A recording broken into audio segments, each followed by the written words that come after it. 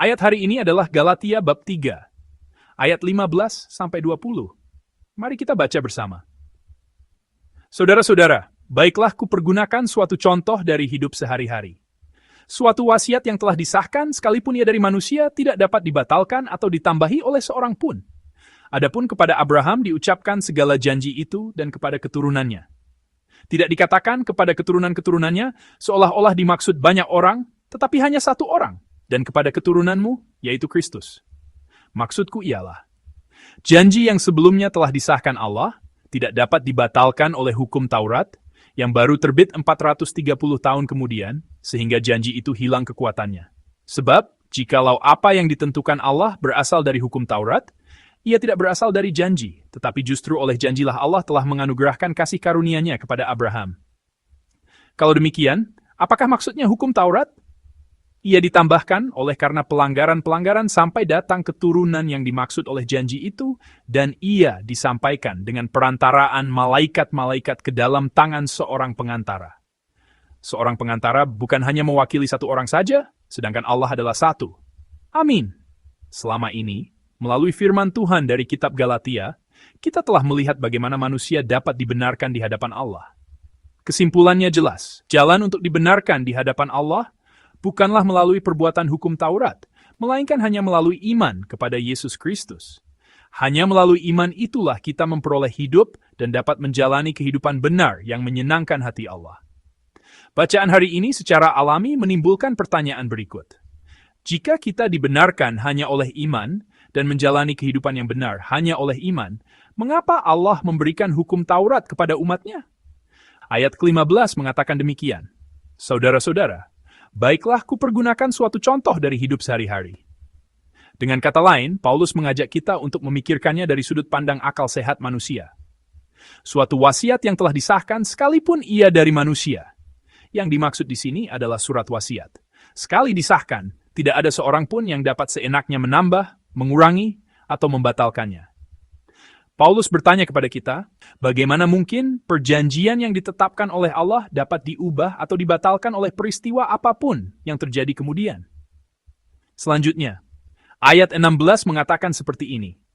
Adapun kepada Abraham diucapkan segala janji itu dan kepada keturunannya. Tidak dikatakan kepada keturunan-keturunannya seolah-olah dimaksud banyak orang, tetapi hanya satu orang, dan kepada keturunanmu, yaitu Kristus. Amin. Dengan kata lain, yang membenarkan kita hanyalah iman. Dan yang pertama, iman ini adalah iman Abraham. Iman yang diperhitungkan kepada Abraham sebagai kebenaran. Dan Allah berjanji akan memberikan berkat yang sama kepada semua keturunannya yang mewarisi iman Abraham, yaitu kepada semua orang, termasuk orang-orang bukan Yahudi. Namun tidak berhenti di situ saja.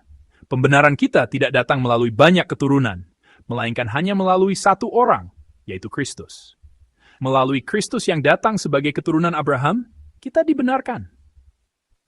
Saya rangkum sekali lagi, Paulus dengan jelas mengatakan bahwa manusia dibenarkan oleh iman, seperti yang dimiliki Abraham, dan oleh iman kepada Yesus Kristus yang datang sebagai keturunannya. Dalam ayat 17, hal ini ditegaskan kembali, maksudku ialah, janji yang sebelumnya telah disahkan Allah, tidak dapat dibatalkan oleh hukum Taurat yang baru terbit 430 tahun kemudian. Sehingga janji itu hilang kekuatannya. Amin. Perjanjian iman yang diberikan kepada Abraham, janji bahwa kita diselamatkan oleh iman, telah ditetapkan 430 tahun sebelum hukum Taurat diberikan. Paulus menulis bahwa tidak ada hukum Taurat manapun yang dapat membatalkan perjanjian yang telah ada sebelumnya ini. Pembenaran kita dibangun di atas janji Allah, hanya melalui iman. Lalu pertanyaan lain muncul di benak kita. Jika kita dibenarkan oleh iman Abraham dan diselamatkan oleh iman kepada Yesus Kristus, mengapa Allah menempatkan Musa dan hukum Taurat di antara Abraham dan Kristus?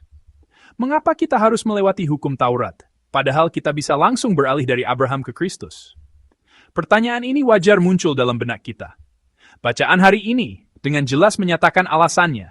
Hukum Taurat diberikan untuk menyingkapkan dosa. Mari kita lihat ayat 19. Kalau demikian, apakah maksudnya hukum Taurat? Ia ditambahkan oleh karena pelanggaran-pelanggaran sampai datang keturunan yang dimaksud oleh janji itu, dan ia disampaikan dengan perantaraan malaikat-malaikat ke dalam tangan seorang pengantara. Amin. Dengan perantaraan malaikat-malaikat dan seorang pengantara tentu saja merujuk pada Musa. Paulus dengan jelas mengatakan hari ini bahwa tujuan pemberian hukum Taurat melalui malaikat dan Musa adalah untuk menyingkapkan dosa sebagai dosa. Jika kita membaca ayat 19 dalam Alkitab versi modern, maknanya menjadi sangat jelas. Saya akan membacakannya untuk Anda. Lalu, apa tujuan dari hukum Taurat? Tujuannya adalah untuk membuat kita menyadari apa itu dosa sampai Dia yang dijanjikan datang. Roma pasal 4 ayat 15 juga menjelaskan hal yang sama. Karena hukum Taurat membangkitkan murka, tetapi di mana tidak ada hukum Taurat, di situ tidak ada juga pelanggaran. Paulus mengatakan bahwa di mana tidak ada hukum Taurat, di situ tidak ada pelanggaran. Tanpa hukum Taurat, dosa tidak akan tersingkap. Contoh utamanya adalah di Taman Eden. Jika tidak ada perintah untuk tidak memakan buah dari pohon pengetahuan tentang yang baik dan yang jahat, ketidaktaatan Adam dan Hawa tidak akan terungkap sebagai dosa. Namun, karena ada perintah Allah untuk tidak memakan buah dari pohon itu, perbuatan mereka pun terungkap sebagai dosa. Hukum Taurat memainkan peran untuk menyingkapkan dosa seperti ini. Meskipun ini adalah bacaan untuk besok, jika kita melihat ayat 22, dikatakan demikian, tetapi kitab suci telah mengurung segala sesuatu di bawah kekuasaan dosa. Amin. Kitab suci mencatat bahwa kita semua berada di bawah kuasa dosa. Hukum Taurat mengungkap bahwa semua manusia berada di bawah dosa, dan dengan jelas menyatakan bukan hanya fakta bahwa dosa ada di dunia, tetapi juga fakta bahwa dosa bersemayam di dalam hati kita. Kita bukanlah makhluk yang terpisah dari dosa. Sebaliknya, dosa selalu terpendam di dalam hati kita seperti benih yang bisa bertumbuh kapan saja jika situasi dan kondisinya tepat. Dengan kata lain, kita adalah orang berdosa yang pasti akan menghasilkan buah dosa ketika keinginan kita bertemu dengan kesempatan yang tepat. Namun, hukum Taurat tidak berhenti hanya pada menyingkapkan dosa. Hukum Taurat mendorong kita ke dalam keputusasaan total, membuat kita sadar, aku adalah orang berdosa yang kotor dan tidak dapat menolong diriku sendiri.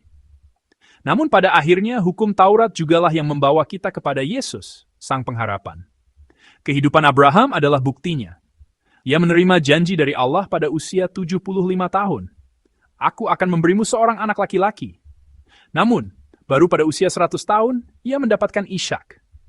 Di antara waktu itu, ia berusaha keras untuk memenuhi janji itu sendiri melalui hambanya, Eliezer, dan melalui Hagar. Namun setelah Allah membuat Abraham menyadari, aku adalah makhluk yang tidak dapat menciptakan kehidupan. Aku tidak berdaya dan harus bersujud di hadapan Allah, barulah Allah memberikannya Ishak. Setelah Abraham sampai pada titik keputusasaan, Allah memberikan Ishak melalui kuasanya. Begitu juga dengan kita. Jika melalui hukum Taurat kita tidak menyadari bahwa kita adalah orang berdosa yang tidak berdaya dan tidak layak, bahkan jika Yesus datang ke tempat ini hari ini, kita tidak akan memiliki kerinduan untuk berpegang padanya. Yesus berkata dalam Markus pasal 2 ayat 17, Yesus mendengarnya dan berkata kepada mereka, bukan orang sehat yang memerlukan tabib, tetapi orang sakit. Aku datang bukan untuk memanggil orang benar, melainkan orang berdosa. Amin. Yesus tidak dibutuhkan oleh mereka yang menganggap diri mereka benar. Namun, hanya mereka yang menyadari melalui hukum Taurat bahwa aku sakit, terkurung di bawah dosa, dan sama sekali tidak berdaya untuk menyelamatkan diri, yang dapat datang ke hadapan Yesus Sang Tabib dan dengan sungguh-sungguh memohon anugerah Tuhan. Pada akhirnya, hukum Taurat tidak dapat menyelamatkan kita. Namun, ia adalah sarana yang sangat penting yang dapat membawa kita kepada Yesus Kristus yang akan menyelamatkan kita. Hukum Taurat tidak berfungsi untuk membenarkan kita, melainkan untuk menuntun kita kepada Yesus yang dapat membenarkan kita. Saat kita menginjili, kita seringkali melewati hukum Taurat dan langsung memperkenalkan Yesus. Yesus adalah kasih. Yesus itu baik. Jika Anda percaya kepada Yesus, Anda akan diselamatkan. Namun, mengapa mereka tidak menerima keselamatan yang Yesus tawarkan? Karena mereka tidak menganggap diri mereka sebagai orang berdosa. Mereka tidak menyadari, aku adalah orang berdosa yang tidak dapat menyelamatkan diriku sendiri. Aku adalah orang yang pasti akan binasa. Karena mereka tidak menyadari hal itu, bahkan ketika kita memberitakan Injil keselamatan di dalam Yesus, mereka tidak dapat menerimanya. Saudara-saudari yang terkasih, baik hukum Taurat maupun Injil adalah karunia berharga yang Allah berikan kepada kita. Hukum Taurat adalah alat Allah untuk membuat kita melihat diri kita sendiri. Dan Injil adalah kuasa yang membuat kita berpegang pada Kristus Yesus yang membebaskan kita. Oleh karena itu, hukum Taurat tidak boleh diremehkan. Hukum Taurat dan Injil adalah alat Allah yang bersama-sama menuntun kita kepada keselamatan.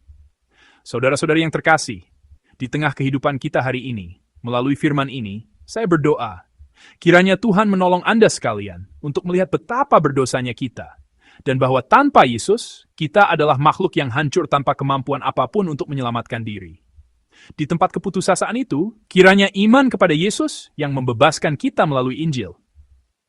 Yesus yang datang kepada kita yang hancur dan tidak berdaya untuk memberikan keselamatan dan kehidupan, menjadi kekuatan yang memampukan kita untuk hidup, laksana bunga yang mekar di tengah gurun keputusasaan. Saya berdoa dalam nama Tuhan.